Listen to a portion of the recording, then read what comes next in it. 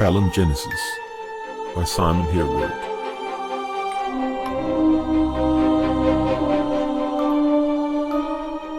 Book 3, Heart of the Seer.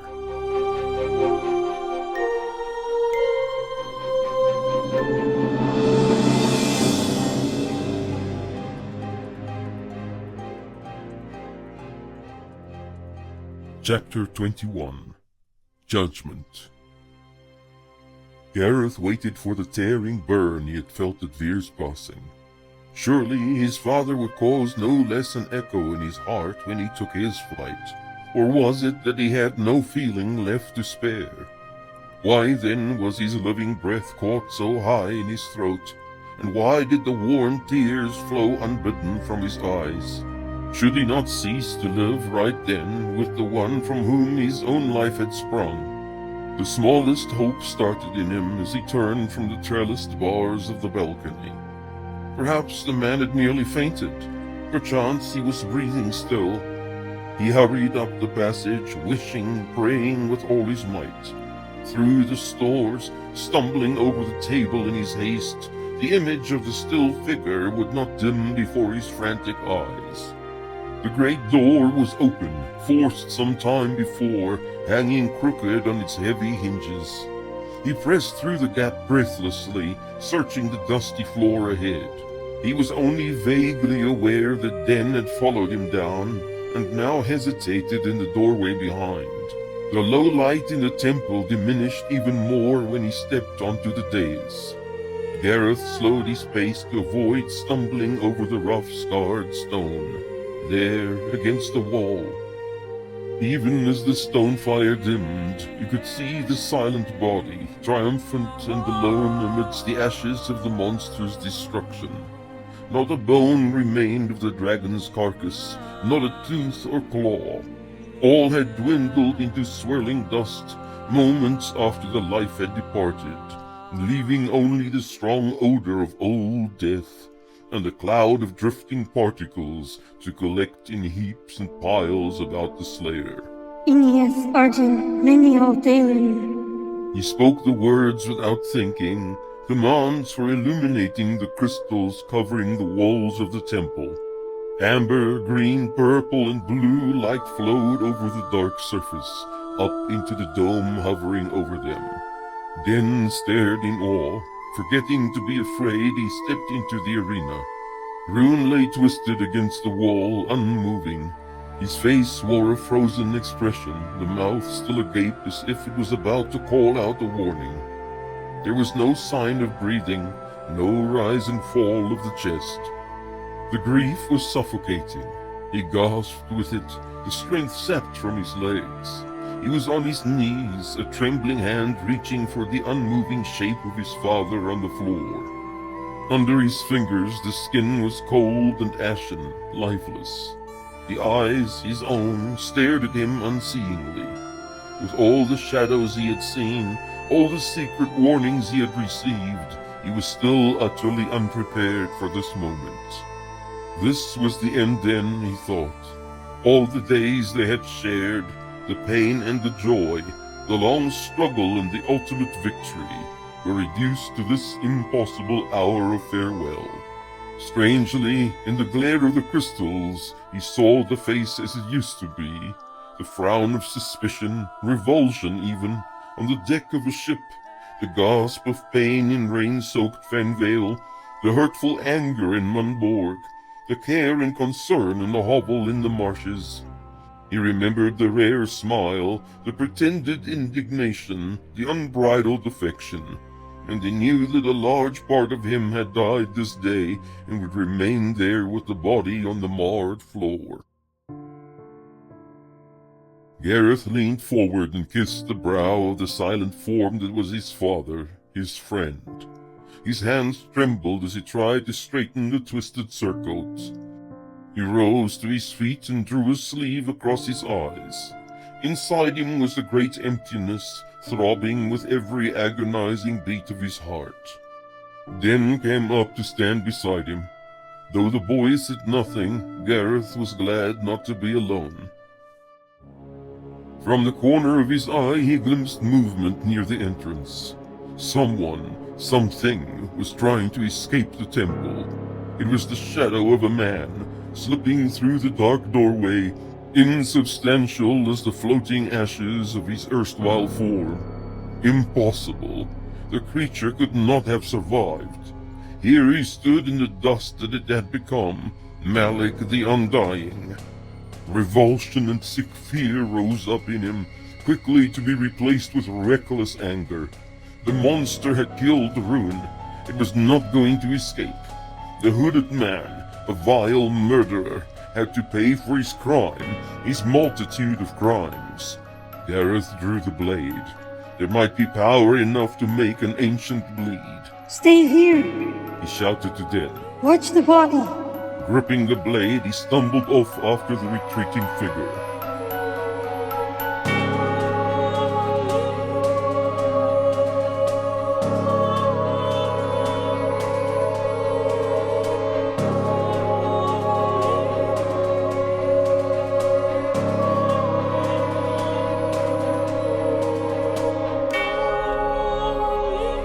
There were familiar faces up ahead.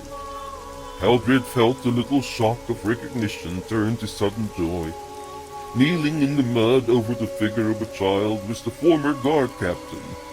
With him was the grimy, blood-bespattered form of Lund, smiling up at them as they approached. Melvor rose to his feet, an expression of disbelief fixed on his face. When last they had spoken, there had been little hope of a reunion, and the woman he had left behind in Varus had been broken and consumed by despair.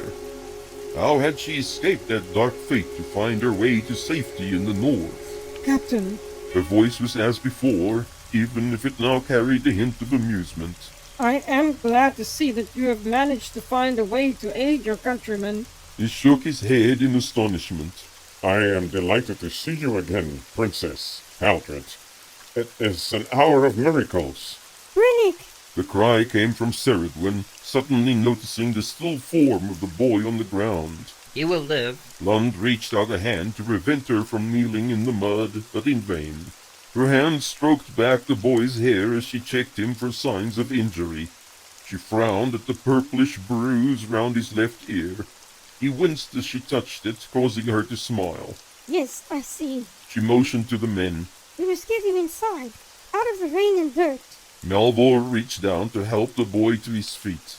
Brennick swayed and had to be steadied in order to remain standing.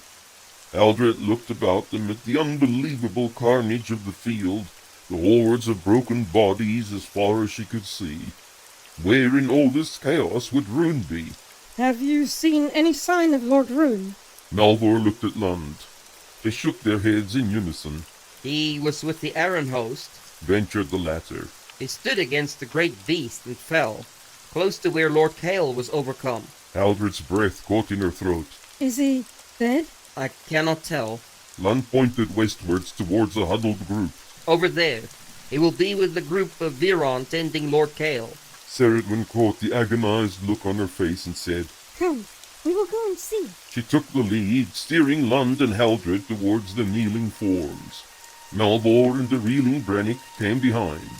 The former soon lost patience and stooped to pick up the boy as though he weighed no more than a wet cloak. He hurried after the others. 8 Vadrin lifted the body of Kael the Summoner onto a large shield as they came up to the group. From the expressions on the faces of the Viron and Aranites alike, it was clear that the Lord of Heron Inwrath was no more.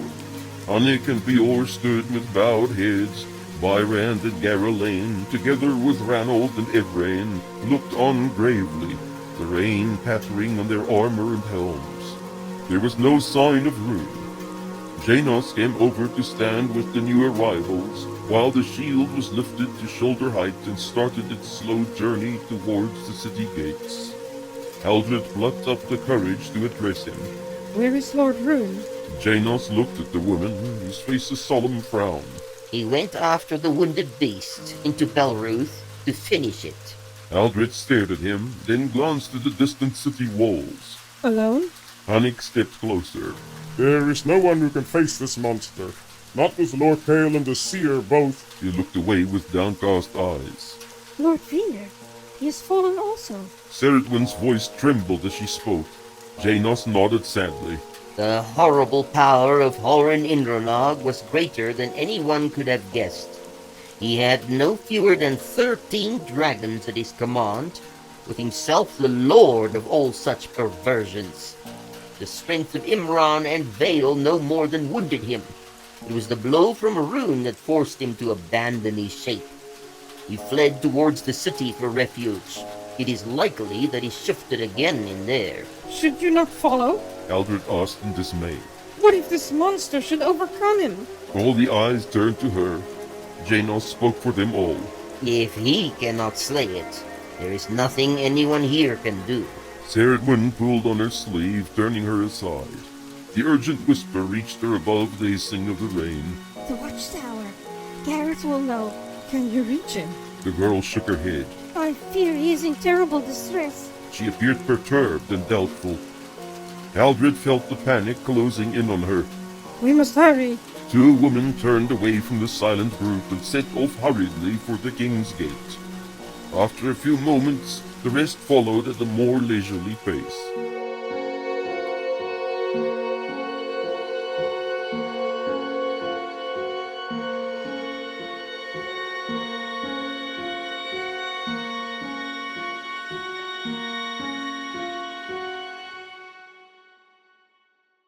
The passage outside the temple door was dark and deserted. There was no sign of the shadow. It mattered not. Gareth knew instinctively where the murderer was headed. He stopped abruptly and closed his eyes. The gateway among the Belruth ruins loomed before his mind's eye. He could see the broken archway touch the rough grey stone. At once he was inside the otherworldly place. The tall grass and shrubs hid him from view. The Vale felt different now that its keeper was gone. Kale had been the lord of this place, its primary architect and creator. Gareth looked down at the blade. Its heart was a brilliant white, causing the vegetation to cast long shadows in every direction. The shadow entered the Vale through the Belruth gateway. The door did not open to let him through. His lack of substance would not disturb the fading magic of this place anymore. Gareth set his jaw and stepped into the pathway. The shadow noticed the brightness ahead and paused. You, The voice was a venomous hiss. you who should never have been born. You who should have perished 1,000 times over. Yet the fates preserved you. A small stone over which I was to stumble. The face was deformed with hate and rage. How many times do I have to strike you down? Gareth forced the words between his teeth. You will not escape. Do you really think you can prevent me? The tall figure swayed, its face distorted as if with pain. You cannot touch me with that toy. He spat out the words. Have you not done enough? I must return here to complete my work. How many dreary cycles must I spend to regain what you and your father have stolen from me? The red eyes flared suddenly, and the creature made straight for the boy in its path. Gareth did not flinch. Instead, he drew back the blade, waiting. There was no opportunity to use it. Another figure appeared, and another, brightening the gloom of the valley. The shadow halted, uncertain. Gareth turned to look and dropped the blade in shock. Before him stood the winged man, though of no more substance than the shadow, and someone with him, a young man that he recognized impossibly as... Kale! He stared at them, stunned. My name is Imran, not Kale, though that is how you knew me. Fear him not. He pointed at the shadow. He cannot harm you. Malik made no reply, glaring at the new arrivals. I am glad you came here, Gareth, Imran continued. This way, at least, we get to say farewell. He stepped closer to the boy, who regarded him with overlarge eyes. You are an amazing child. I knew it the moment I first saw you. I did not dare to believe you would ever arrive and release us from this nightmare. But here you are, and you have done all that was said about you, and more. I thank you, my boy, for your gallantry, your bravery, your pure heart. You will never begin to understand what a great thing you have done for us. Farewell, Gareth. I shall never forget you. Your name shall be spoken in the worlds beyond as long as I have substance. He turned away abruptly. Gareth tried to follow, but the winged man blocked his way. You are alive. The boy stammered. There was a smile. You knew it, didn't you? There is little bravery when one knows what lies beyond the veil of this world, that one will outlast one's mortal frame. I knew it, but I was still so sad. I would never see you again. Well now, Smiled the seer. See how needlessly you grieved. Here we are again, with your task fulfilled, and your fathers eternally indebted to you. You have my gratitude. Your enduring devotion has conquered the basest and most selfish of desires. It has wrought impossible things already, and is the catalyst for some things yet to unfold. At these words, Gareth noticed how different the man's face was from before. The eyes had softened, and were smiling with the rest of his countenance. Watch the sky at the darkening, and you will know what the future holds for Imran and Namara. He turned away to follow after the distant figures of Imran and Lauren, then looked around to the staring boy one last time. Go, Gareth. They search for you. He winked. Touch him. He waits. At these words, the warmth of hope flowed through Gareth's body, and he caught a glimpse of the figure in the temple sleeping peacefully. Could it be true? It had to be. The seer would not deceive him. At once he wanted to slip back through the gate and make his way with all haste to the broken dais again. Yet something, an odd fascination, kept him in the veil, compelling him to creep after the figures converging on the milestone at the center.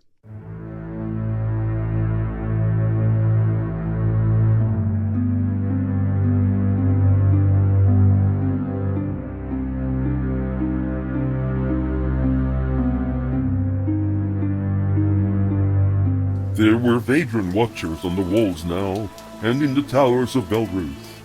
Haldred called out to them as soon as they entered the city, but they shook their heads when she pointed to the tall tower and mentioned Gareth's name. Arms pointed to the imposing structure of the palace rising above the surrounding roofs. The woman hurried forward. There were bodies here too, they noticed, the townsfolk scattered about, soldier and civilian, master and thrall, all equal in death. On the stone steps of the palace, the rain drummed a burning march for all the dead city and their lost king, lying mangled among the rest. These scenes were different to the ones in Ligerium, where there had been hardly any bodies to be found in the silent towns, and Haldred felt the sickness wash over her. Such unbelievable slaughter testified of a hatred hard to comprehend, and its originator was to be confronted by one man. Inside the entrance hall all was silent, the din of the falling rain receding suddenly. They stood about uncertainly, water dripping from their soaked clothing. There was no sound in the sepulchral space, no indication of a life and death struggle unfolding. Were they too late? Had the living already departed this place? There was little illumination in the cavernous interior, daylight having taken its leave already outside, and only a few dim lamps struggling against the dark. They walked forward, irresolute. Haldred felt her heartbeat drumming in her chest, half from exertion, half fear. She had not the courage even to call out his name. A noise, furtive and startling, turned them about to face a stairwell. Someone was approaching. They could see the light from a torch casting the shadow of a warrior on the roof and floor. Haldred sighed with relief. This could only mean one thing. Arun had been victorious. They huddled together, staring at the shadow, listening to the footfalls. The figure emerged from the dark well. It was a boy of 15 or 16 cycles, dressed in the scarlet surcoat Haldred had seen Malvor wear. When he saw them, he started violently, almost dropping the torch. He recovered quickly when he realized they were not enemies, and women to boot. Aldred spoke first. Lord Rune? There was a blank stare. Gareth? The boy looked confused, but finally spoke. He was here. I'm looking for him. The woman stared at him in puzzlement. The dragon? Ceridwen ventured. The eyes opened wide. Down there. The free hand pointed towards the stairs. An icy fear spread through Haldred's frame. Is it alive? The boy hesitated. I think so. It fell on top of the man, and then it just collapsed into ashes. Man? What man? Haldred was shouting. Where? Others crowded through the palace doors. Hunnick, Ranald, Byrand were there, with Lund and the burdened Melvor just behind. Ceridwen called out to them. The beast is slain. This boy has seen it. Faces filled with incredulity, wonder, and relief all turned towards the boy, who realized at once what the presence of all these lords signified. The massive enemy hosts had been defeated, the irresistible monsters overthrown. The thought of his deliverance, after the fearful watch in the silent storerooms, the total despair and horrible fate that had merely been postponed, was too much for him. Den's knees buckled and he sat down on the stone floor.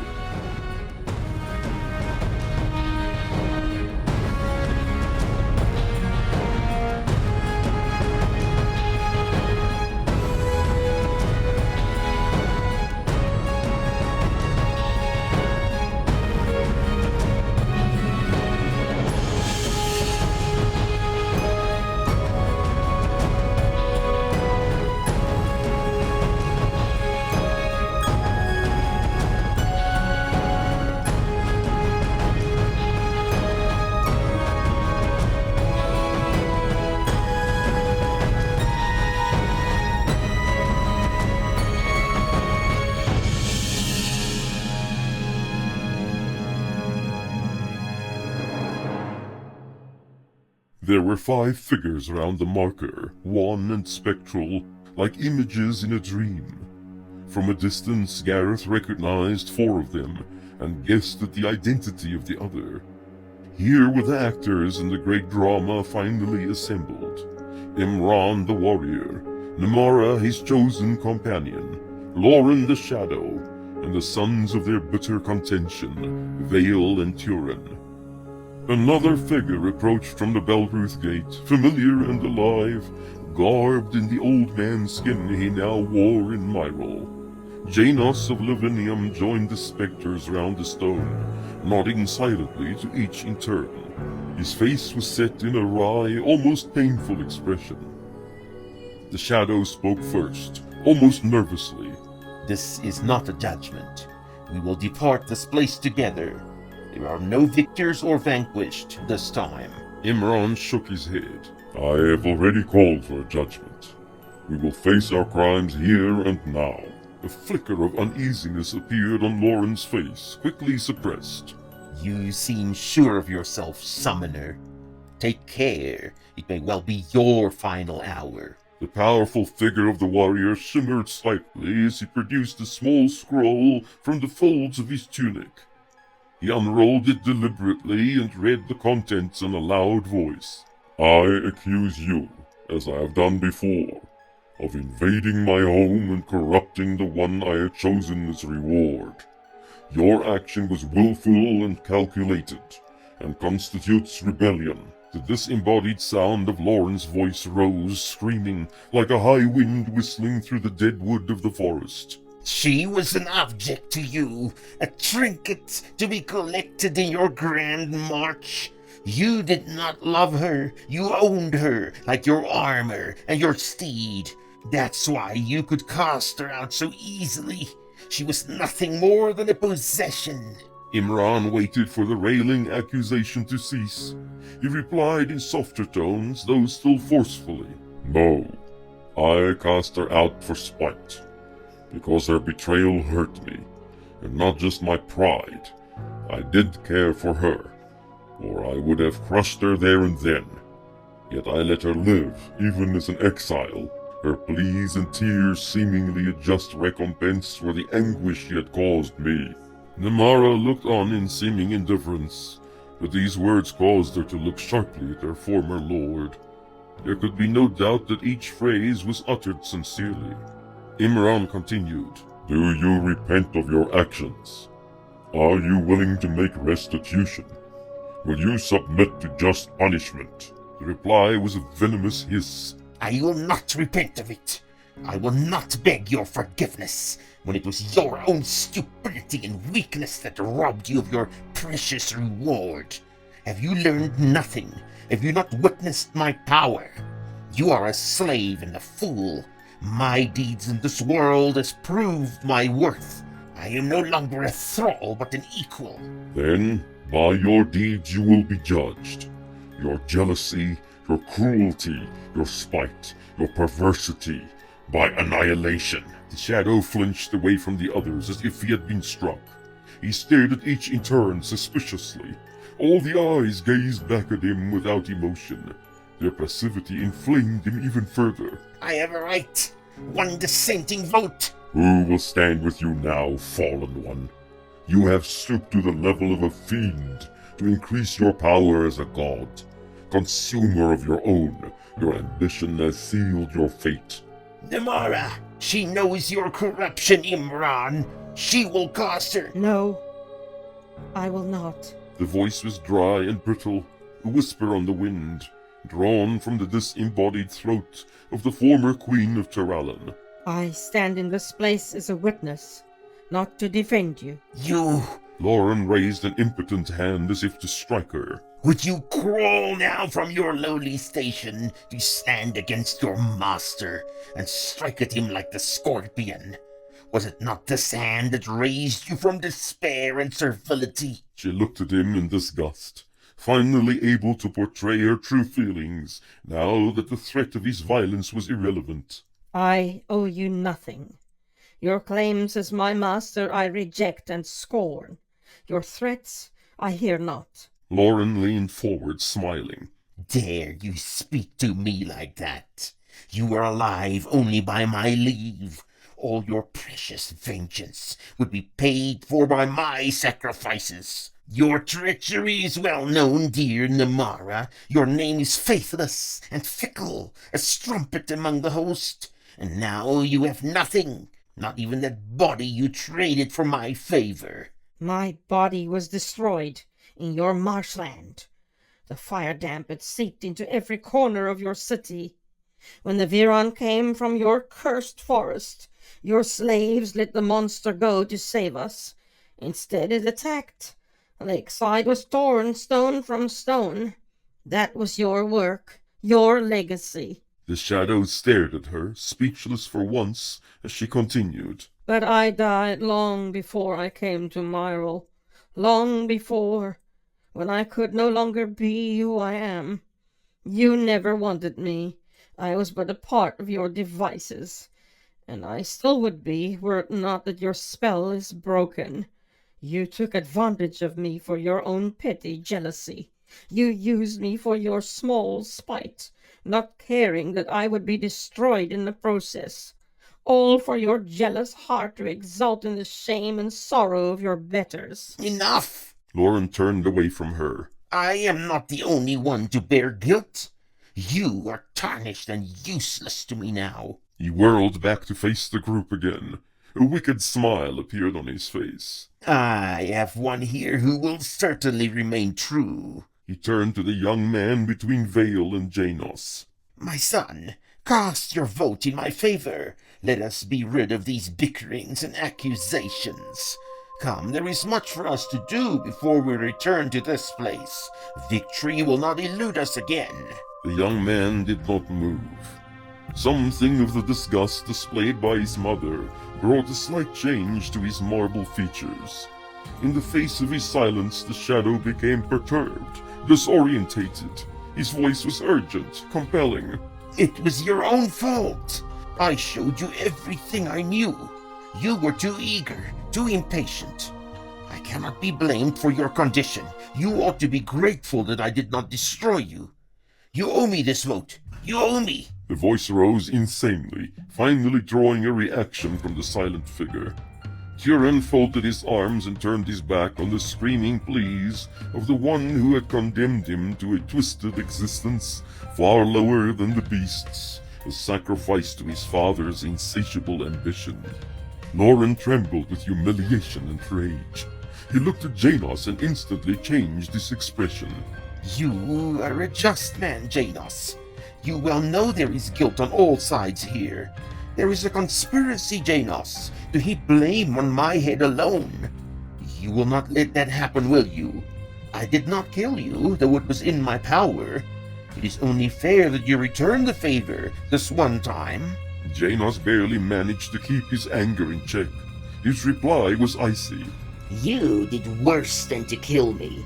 You kept me as a madman for your sport, while all I cared about in this world crumbled away to dust. You robbed me of every last thing of value, even my name, till I was but a shell, a mockery. Now I will certainly return the favor by withholding my vote, and it gives me great pleasure to be the last one of the council to turn you down, since you have murdered all the others one way or another, counting them as your potential enemies, once they discovered the darkness of your heart and the vile perversity you embraced. Imran stepped forward to address the shadow once more. Are you satisfied? There is no one to listen to your deceit any longer. No one to hear your insincerities. None who stand here will speak for you. Lauren folded his arms. His posture issued a challenge. I am not the only one with guilt. You are far from blameless. This is your judgment, not mine. And your summoning? Have you forgotten that? All debts will be paid, be sure of that. But such an act I cannot repeat, and did not, even though I still hold the power. I did not even use it against you in this final hour, though there was little hope for my cause, and I knew not what the outcome of the unequal contest would be. He paused for a few moments as if expecting further arguments to be made. Lauren merely snarled his repeated defiance. I will not be annihilated. I cannot be. Imran turned to the others round the stone. Pronounce your verdict. Janos spoke first, quickly followed by Turin and Nemara. You have become corruption. You refuse to be healed and will be cauterized. The hundreds you have enslaved within your perversion must be freed. The envy and spite that you worship must be extinguished. Vale spoke last. A touch of that sadness Gareth had witnessed before in his voice. There are countless voices in this world that demand justice for what you have done to them. Voices of the innocents you have tortured and destroyed to tear down your enemy. This hour they will find release. Imran turned back to the condemned. Our motives are declared. May we be judged in turn for their validity and truth. You are guilty and will be sentenced.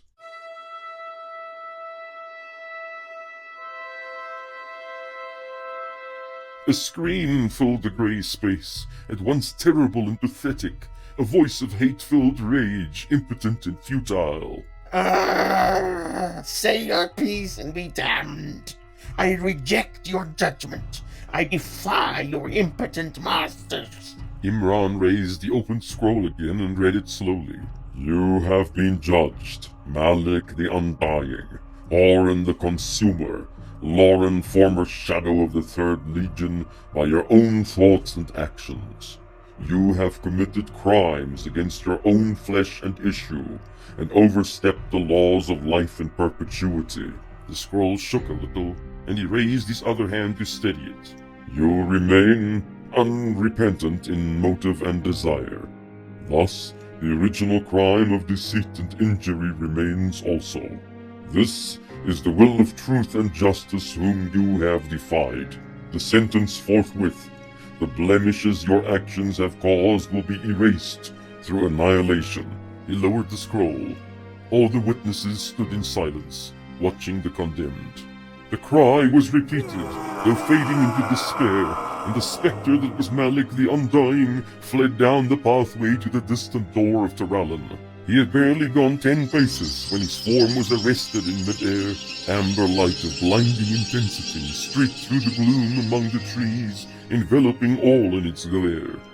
For a moment, not a single shadow remained in the valley. For a while, nobody moved. The struggle that had unfolded over so many ages was finally at an end, but the victors could hardly grasp the significance of its consummation. There was a sudden void of purpose, a disconcerting question of where to proceed from this place. At last, Imran the warrior leaned closer to his son to whisper in his ear. Vale nodded briefly and turned towards his half-brother. He spoke a single word that Gareth could not catch. The two walked away from the group, down the pathway to Aruis. Already their shapes were growing increasingly ethereal. Janos nodded to the remaining ancients, who in their turn walked away from the stone marker together. Gareth watched them with alarm, approaching the tall grass on the edges of the Belruth path, where he was hidden. They halted only a few steps away, apparently unaware of his existence. Namara was the first to speak. Her voice was resigned, deprived of hope, dead. Will you pass judgment on me now? Imran tried to keep his tone neutral, but Gareth saw the tremendous struggle behind his facade. You have given me the son you were meant to. He waits for me now beyond the boundaries of Myril. I will release you to return to your home, Namara. Her face was a mask of confusion and wonderment. This is your wish? He looked away. A sad frown had settled on his brow. I hold no resentment towards you. I am far from blameless in this affair, in that I have injured you, neglected you, or in bitter spite rejected you. I ask for your forgiveness. She took a step towards him, aghast, unbelieving. This is all you want from me? Forgiveness? The sorrow and hurt of countless unheard pleas caused her voice to break. Will you reject me now also? Do you believe that I would refuse to aid the shadow only to earn your clemency? At last he looked at her. How can I reject you when you were never mine? A hand went to her mouth in shock.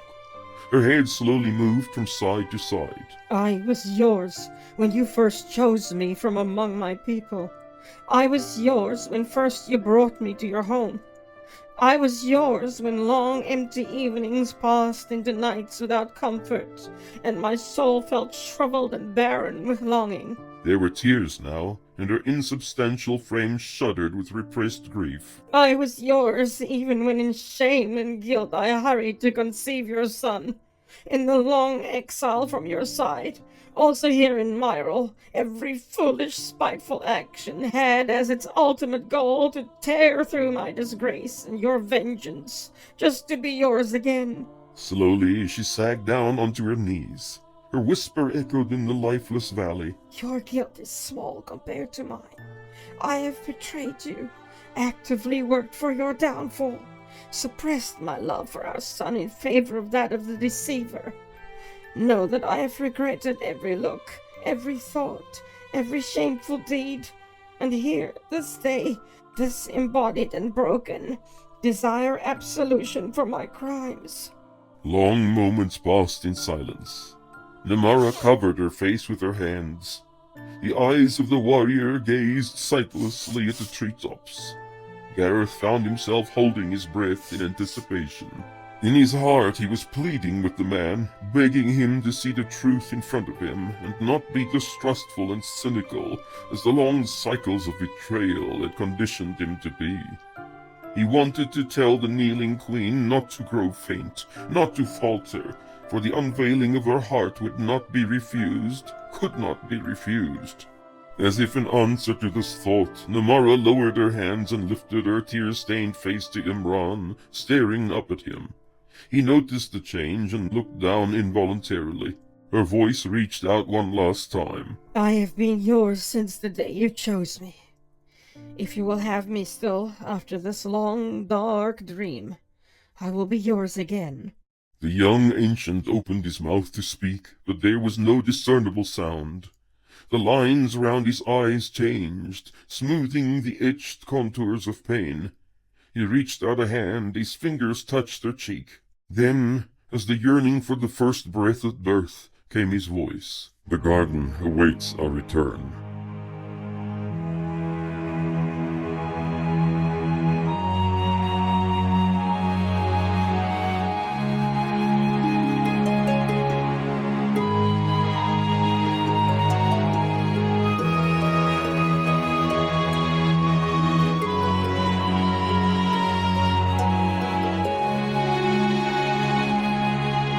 No one remained in the silent vale but an old man. His silver hair was tied neatly behind his head, and his clothes were still wet from the deluge descending over Viron beyond the gates. He stood staring after the departed ancients, as though lost in thought, one hand resting on the stone marker. Presently he turned back to the Belruth pathway, smiling to himself. His voice betrayed his amusement. You may come out now. Gareth emerged from the grass immediately, looking a little sheepish. You knew I was there? All the time? The man nodded. I wouldn't have you miss it for anything. You had to witness just how far the love and compassion of one little boy can go. He walked over to the waiting child. How brightly you have shone. How great the triumph of a true soul. Janos embraced the boy tightly, smiling all the while. Well done, my boy. Well done. Gareth clung to him a little. You are leaving also. Janos pushed him away to hold him at arm's length. You want me to? Gareth appeared shocked and dismayed. No, I didn't mean. I want you to stay. You don't have to leave yet, do you? Janos waved a finger at him. Not just yet.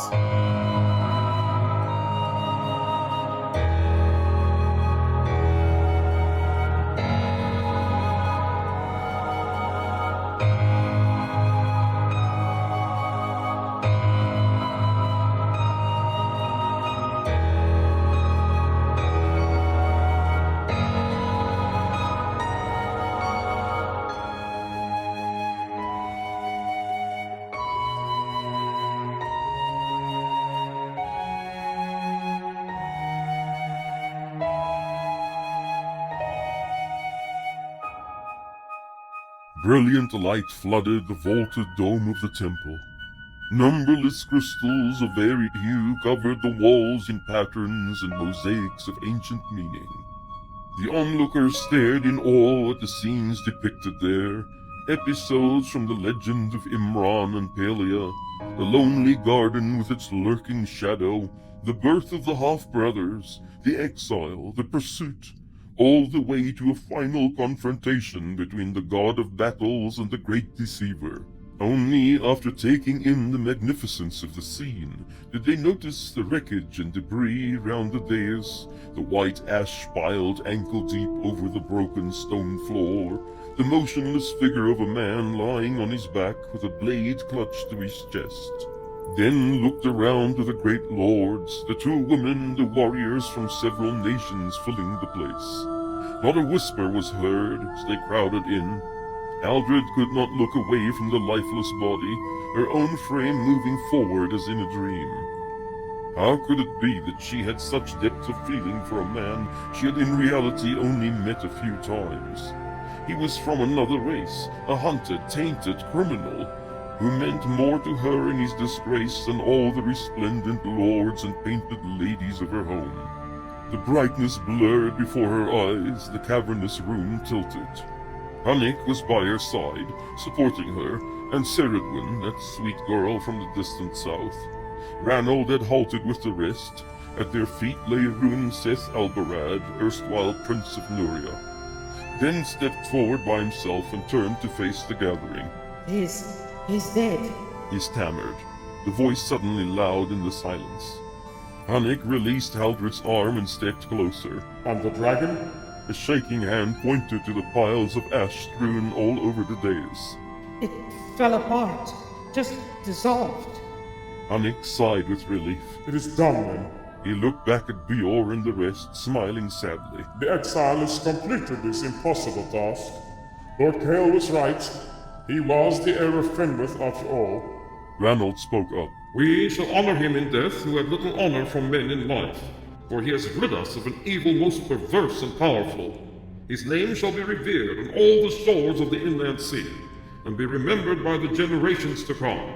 The king of Aaron's tired arm drew his bloodied sword from its sheath and raised it on high. Hail, Prince Rude! Hail, Prince Rude! There were shouts of assent, and loud acclamations from all the company. For all the wonder she felt at these accolades, Haldred could not bring herself to join in. Even in the hour of his great triumph, the life of this man that had become so precious to her seemed little more than tragic. What he had gained for all of them had eluded his grasp all along. Now that he had the chance of a slight compensation for his great loss, it would elude him again. There was the sound of running feet in the passage outside. 2 figures burst through the door and halted, perplexed. For a moment only they stared at the unexpected spectacle of the great gathering. Then the smaller of the 2 rushed forward once more, pushing through the crowd surrounding the platform. The eyes of all followed him, tears starting in more than a few. The poor child would discover the body of his father. Gareth ignored the press of people round the still form.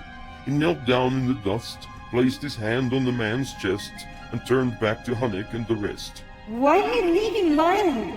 He should be in a bed. The man stared down at him, alarmed. He knelt down swiftly, setting the fine ash swirling about. Janos stepped through the crowd, smiling. He lives! Hunnick's voice filled the temple, echoing back from the furthest recesses. A great murmur started among the gathering of wonderment and thanksgiving. Haldred felt the floor move a second time. But for the firm grip of the Viron girl, she would have ended up among the debris also, down in the ashes of the great beast's demise.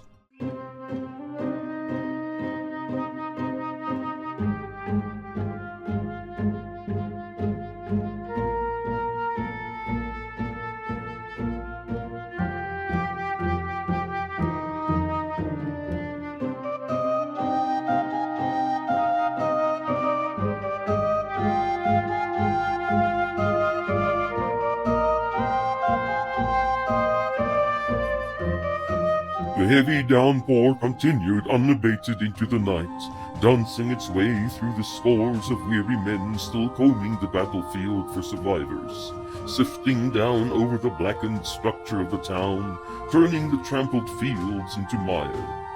Slow processions wended back and forth through the King's Gate, bearing away the fallen who could still be saved, to deliver them to halls and houses inside Belruth. Here the skilled and willing tended the countless wounds under the direction of Janos and the physicians, and gave what care and comfort they could. Rune was taken to one of the rooms in the deserted barracks that Gareth noted was close to the one he had shared with Den. The wounded man did not regain consciousness while they cleaned him up and tended to the gash in his side. Gareth noticed the dark bruises over his ribs and left shoulder, and remembered the terrific impact of the monster's tail. He gathered the jewels of the Septalion in his hands, silently thanking the craftsmen who had shaped them, and the slave children who had brought them northwards in time for the battle. Rune was lifted carefully into bed. The brazier was brought in and lit, while the rain pattered against the wooden shutters of the room. Janos mixed the herbs for him personally, and left instructions with the boy concerning the use of the draught. His breathing was regular, though the skin was cold to the touch, and his complexion pale. Haldred remained with them, seated on a bench next to Gareth, to watch over the man in the low bed. Slowly at first, but with increasing animation, the boy poured out to her what he had witnessed on the field of battle. He shuddered at times with the telling, and she could feel the terror of the Lochti Eye, the desperation of the warriors from Gilreth and the west, the heroic sacrifice of both Vir and Kale. It was when he recounted the final events that had unfolded in the temple that she grew afraid, and trembled with him at the sight of the beast, confronted by the suddenly fragile champion. An awareness of the stirring in the dark water of the hatching pools invaded her thoughts.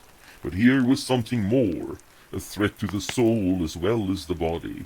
Horan the consumer could take so much more than just the life from one's limbs. When at length he fell silent, Gareth noticed her frightened eyes fixed on the unconscious form. He knew the look in her gaze all too well. You love him, don't you? She nodded and said quietly. Very much. The boy smiled at her. I'm glad. His eyes became serious. He needs to be loved. It keeps away the ghosts. Ghosts? He shrugged. All the men he has killed. All the things he has lost. He rose up and pointed to the other bed in the room. You can sleep there if you want. I will watch first and wake you when I can't stay awake anymore. Haldred looked over the silent body in the bed.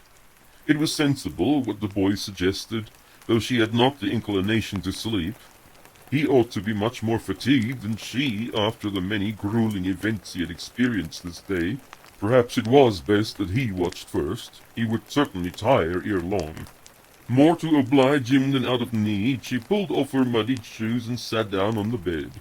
Gareth remained huddled on the bench, hugging himself. She took the top blanket from the bed and draped it round his shoulders. He turned to smile his thanks to her.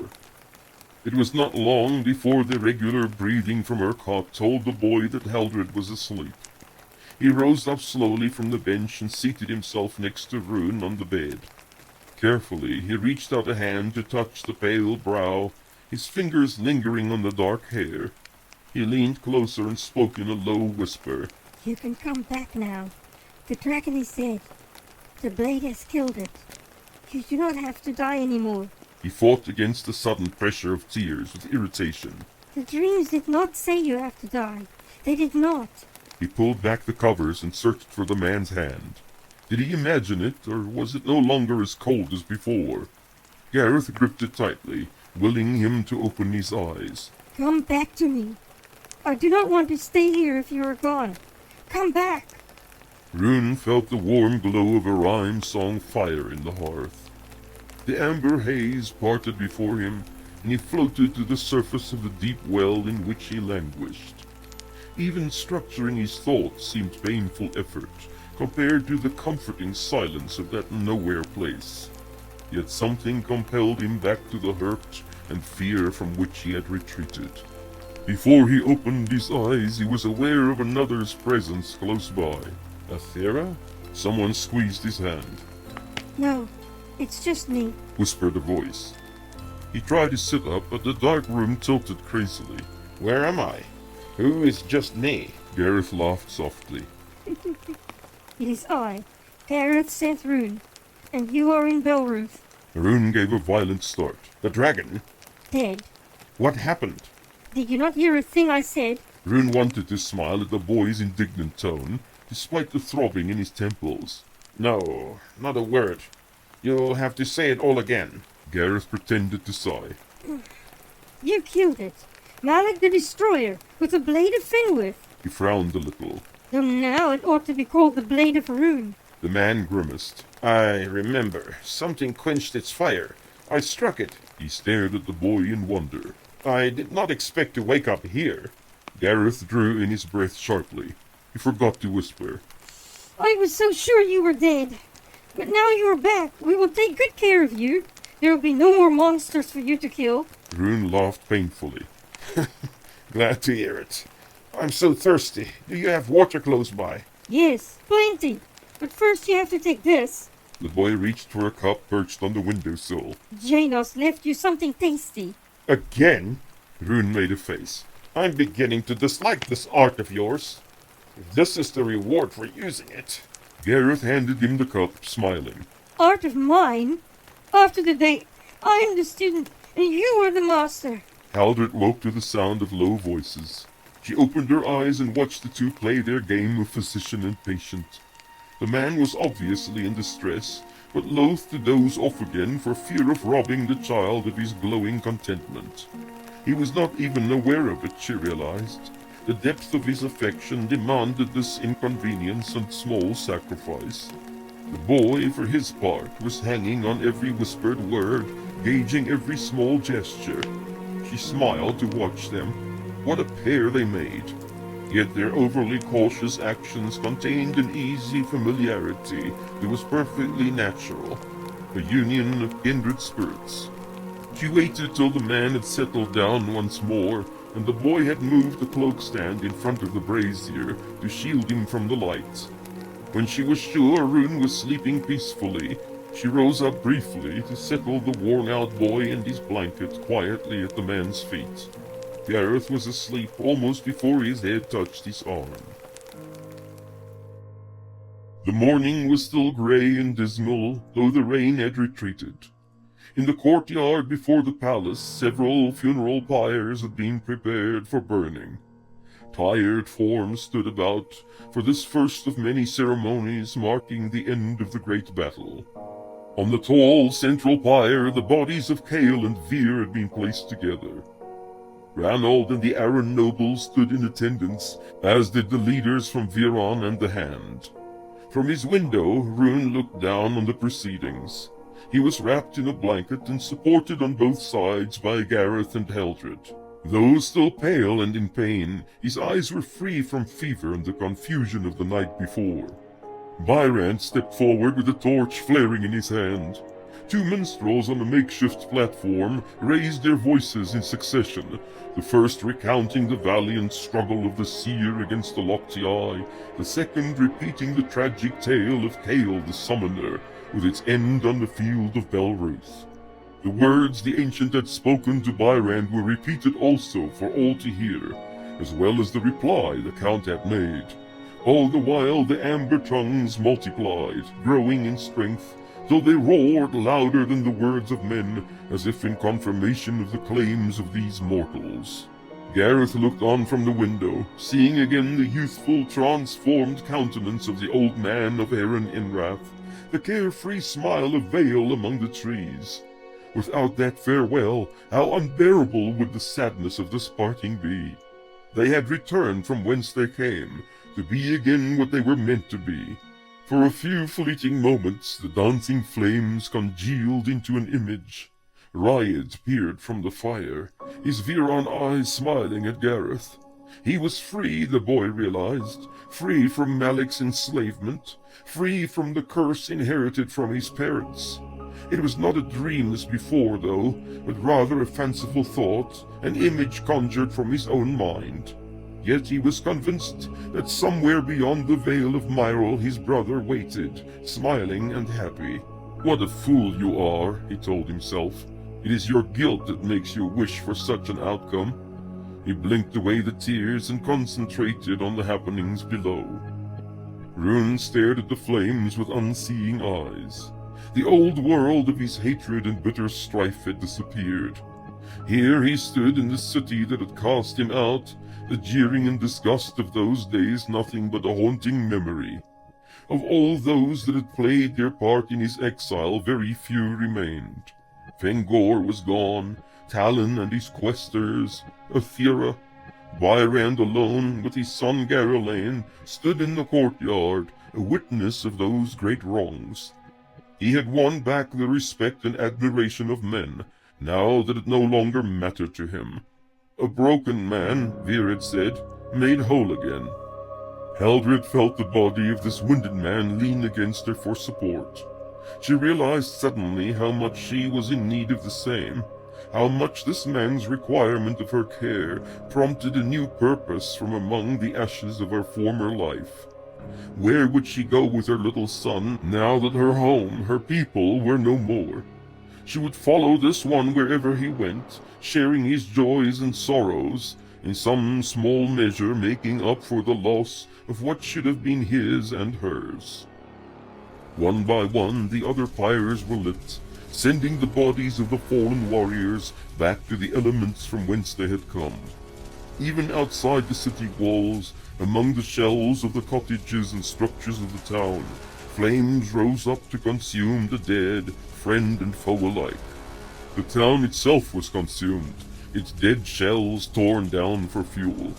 In its place would arise new dwellings, to be filled with life and laughter, a place for returned exiles who had never seen their home but in fearful imaginings and desperate dreams. Long before the fires burned low, the three spectators in the window retreated and closed the shutters against the acrid smoke. There was much to be done in the ensuing days. All the rooms in the barracks were filled to capacity with wounded soldiers, and the mess halls had to be used for lodging the fit. Even the free bed in Rune's quarters was commandeered, since the need was so dire. Gareth picked out Brennick from the palace hallways to fill this space, desirous to have another familiar face about, rather than a stranger. With him came Ryn, who was unharmed apart from a sprained wrist, to act as nurse and orderly, fetching and carrying as best he could. Gareth soon regretted allowing the two into the room, for they pestered him relentlessly to repeat the account of the dragon's fall in the temple, each time staring at him and his father open-mouthed with something akin to worship. Rune pretended to be asleep most of the time to avoid a similar fate.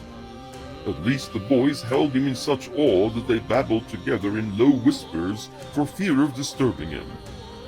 Ceridwen and Haldred braved the fading portal veil one more time, bringing back many women from the towers to lend their aid where required. Belruth had taken on a new life, quite different from the one it had before. Supplies had to be rushed in from Gilreth and the neighboring towns, where the city itself was bare. Every convoy had to be guarded heavily, since there were still swarmlings about, as well as marauders from the shattered enemy hosts. There were many affairs of state needing attention. Count Byrand, Hunnick, and King Ranald joined forces to deal with the immediate issues. The vanquished enemy captives were given terms of surrender and put to work tending their own wounded and helping with the cleanup. Expeditions were organized to take possession of the track vessels off Ingerval, to pursue the remnants of the marshland and Amul hosts, to reclaim the Ligurian lands. As the days passed, Rune recovered quickly, soon demanding to leave the bed and room behind. Only with the help of Janos did his two attendants prevail on him to venture forth for short periods at a time, and sleep more than his custom allowed. There were many visitors, well-wishers, admirers, none of whom were allowed entrance save one. Captain Malvor used the excuse of coming to look in on Brennick, thus preventing an immediate refusal from the protectors. Rune was awake and irritated with the fuss as usual when he entered. Their eyes met, and the captain stopped in mid-stride. He seemed a little embarrassed now that the cataclysmic events had vindicated his former mortal enemy, even as they had destroyed his devout beliefs. He nodded briefly and waited for a response from the other man. Rune frowned slightly, not knowing what to expect, but nodded in return. At this, Malvor walked forward and seated himself on the bench, the staring boy in the next bed temporarily forgotten. Haldred noticed something of the awkward tension between the men and dragged Ryn and Gareth from the room on some pretext. Malvor shook his head slightly as he spoke. Everything I have believed these past cycles has been a lie. Everything. The irony of these words brought a smile to Rune's lips. You are not alone in that. I was a fool, the captain continued. Nay, the prince of fools, to be duped like that, to give my life, my devotion, my strength to the dark purpose of others. They have used me, compelled me to destroy my own son, had me breathing curses and vows of retribution against you, an innocent man, a victim of their evil designs. I have encouraged them, supported them in this. For my willful blindness, my foolish vindictive arrogance, I ask your forgiveness. He reached out a hand which Rune grasped without hesitation. I have also hated without just cause, he replied, all this time. I built my life upon it. The ones I have wronged are no longer alive.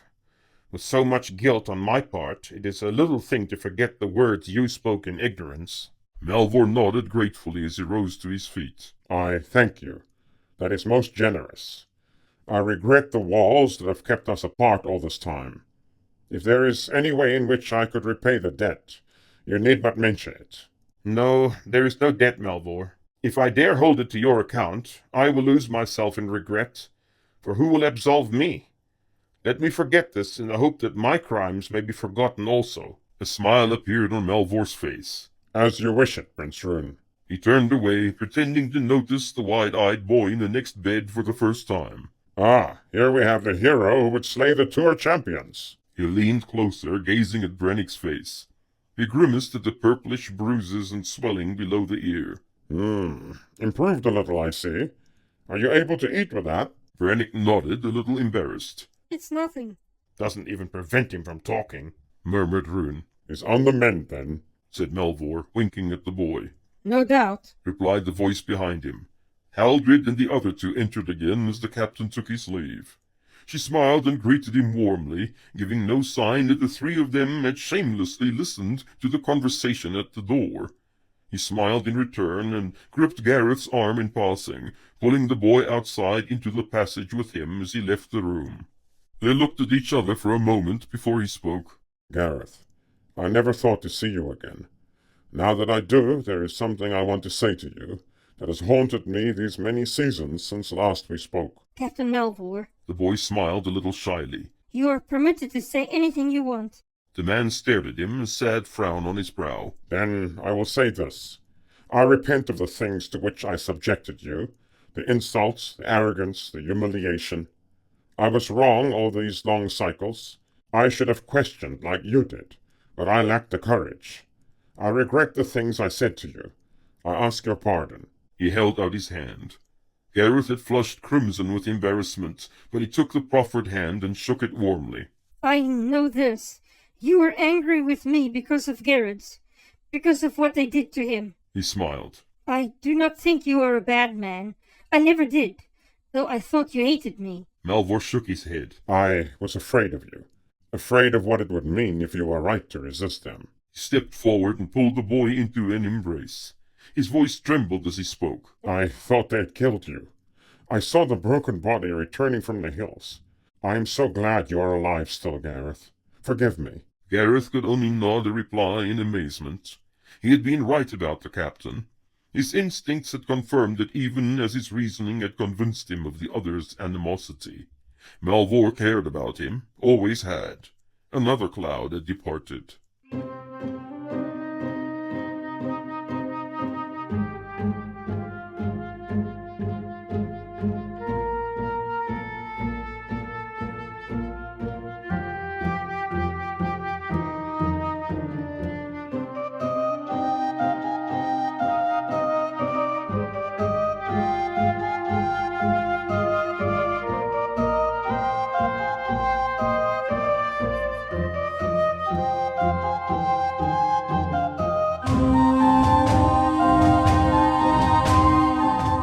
10 days later, on the first 10th day of Suntide, the King's Hall in Belruth was filled to capacity, with dignitaries and guests of all ranks, from the triumphant kingdoms of Arran and Viran, Argoth's Hand and Fenvale, with Inrathians, Ligurians, former slaves from the south, and refugees from Lysan spilling out into the halls of the palace, through the doors, into the courtyards and streets of the city itself.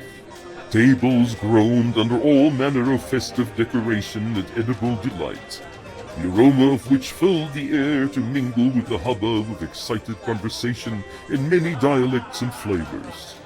At the main table sat Ranald, Evrain, and Raelf of Arran, flanked by Byrand, Garolain, and Malvor of Viran. Javia and Peric of Fenvale were present also, with their cousins from the Hand, resplendent in the costume of their reclusive region. Lund, Brithael, and Ceridwen were placed next to two empty chairs in the center, on the far side of which sat Haldred and Erid. On a raised table in the middle of the hall, a torch burned brightly.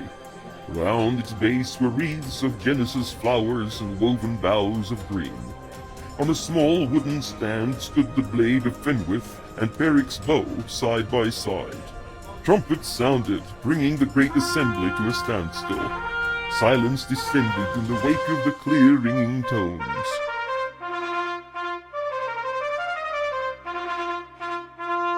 All the eyes in the hall turned towards the closed door leading from the king's chamber. For a few moments nothing happened.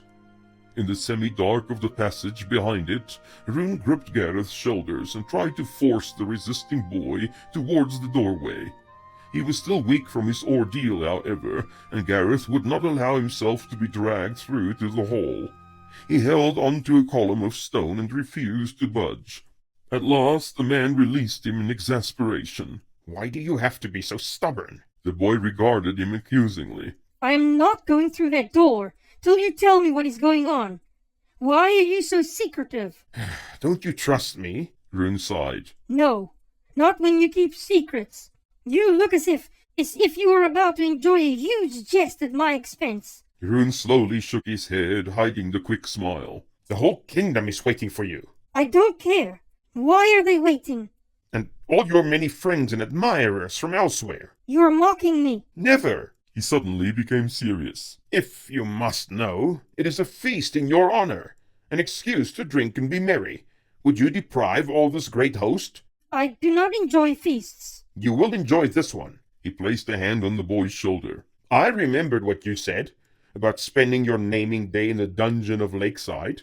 Now we will make up for that, and I am sure this one, populated with kings and lords from around the sea, will not find its equal in many cycles to come. Gareth stared at him. Really? Would I lie to you? The boy was obviously touched. He surrendered his hold on the column. A memory of that imaginary feast he had conjured in the darkness of Nun Merrick flitted before his eyes. But it's not even my naming day. The doors opened to great applause, and Gareth shied back immediately. This time Rune was prepared and allowed him no escape. The firm grip on his arm did not slacken all the way through the accolades, right to the empty seats at the main table. The boy was overwhelmed at once by the riot of color, the shouting throng, the festive atmosphere and enticing aromas. It was certainly better, grander, and more beautiful than he had imagined. The faces at the table were familiar, more numerous now than those he had seen in the dungeon, dearer and more precious than before. The smiles were for him, the shouts and good wishes. Evrain of Kiel, a true friend, who had saved his life many times. Ranald, the youthful monarch, who had not destroyed the supposed son of his mortal enemy. The little Prince of Fenvale, whose coming-of-age gift he had borrowed. His grandfather and uncle from Gilreth, who had found the courage to embrace the art once more. The extraordinary Viron from the far south. Haldred from Ligerium.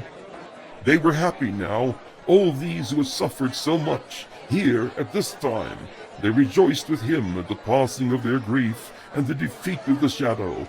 All was light and laughter, with the pain of yesterday forgotten. And he laughed with them, though he had to blink away the tears, for the faces he did not see among them. At last he reached the seat, and slipped into it gratefully, his ears burning with the loud acclamations. Ranald of Arran rose to his feet immediately, and the great noise subsided. His voice was clear and vigorous as Gareth remembered it. We bring honor this day to the warriors young and old, living and dead, who stood for the freedom of our lands around the sea. They strove against a superior foe. They fought at Belruth for the right. They bled and died for it. He raised his cup. To the fallen! To victory! To the fallen! Victory! The echo rippled through the hall as cups were raised and drained. The special honor, though, belongs to the champions who overcame the dragon. The blade of one man could pierce its armor and bring it low. A man who had no reason to stand for those who had cast him out. A man who would forfeit his life to destroy our enemy. To Rune, Prince of Viron, the Dragon Slayer.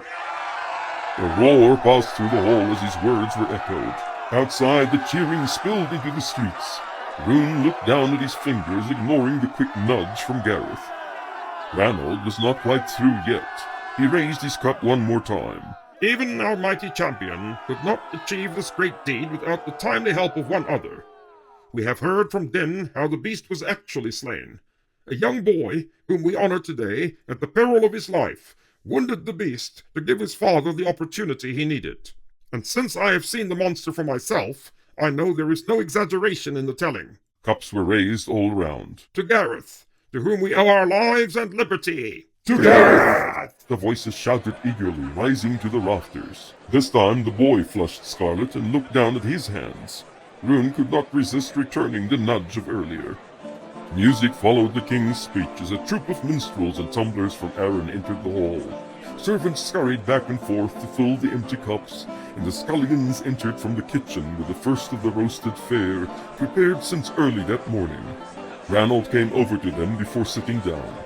He reached out a hand to touch Gareth's cheek. Bravely done, my boy. Bravely indeed. You have achieved what we could never have dreamed possible. He extended a hand to Rune. You have helped to heal our nations and destroyed the architect of our never-ending quarrel. I thank you from my heart. Rune could merely nod in reply, feeling something of the suffocating embarrassment Gareth experienced. Byrand came to his rescue as the king retreated to his own seat. Prince Rune, despite the last wishes of Lord Cale that I respect, I feel it is your right to take the throne and crown of Viron as your own. I offer you the unqualified support of Gilreth in this matter. Rune held up a hand to prevent him from continuing, a frown creasing his brow. I am a killer, not a king, he replied. What might have been many cycles ago, I no longer have the taste for it. Byrand nodded, almost as if he approved. Then, let me offer you lordship over one of the 5 cities of Viron. Storr, Ingerval, Gerdel, or Belruth. All are without rulers. Settlers from Gilreth will repopulate these places. Rune shook his head, smiling. No, thank you, Count Byrand. I cannot accept, but He looked about the table. there are other names I can put forward as candidates, all of which are seated right here with us. Hunnick for Storr, Beor for Ingerval, Malvor for Gerdel, and Lund for Belruth. The men stared at him in shock. None was more astounded than the youth from Grail. Lund cast dismayed glances from one to the other, especially as he saw the Count smile and nod in reply to this preposterous suggestion. Down the table, Evrain congratulated his cousin on the speech-making. Who could have dreamed, King Ranald, when you spared the life of a Viron child in Hysantide, that you would be honoring the victors in the halls of Belruth within the cycle? Indeed, cousin. It has been a most eventful time. We have seen in these few seasons the actions and triumphs of many lifetimes. We were favored with the opportunities to right many wrongs, and the wisdom, certainly, to choose to do so. Evrain felt the warmth of the moment spread through his body and soul. The dark superstitions of yesterday were dissipated, the bitter animosity washed away.